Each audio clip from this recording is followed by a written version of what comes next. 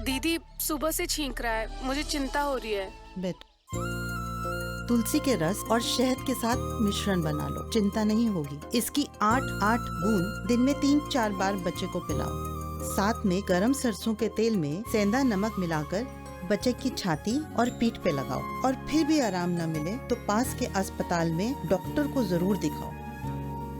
तुलसी के रस और शहद का मिश्रण खुद बनाओ। सर्दी खांसी जैसी बीमारियों को दूर भगाओ। स्वस्थ रहेगा हर एक बच्चा, तभी भविष्य होगा अच्छा।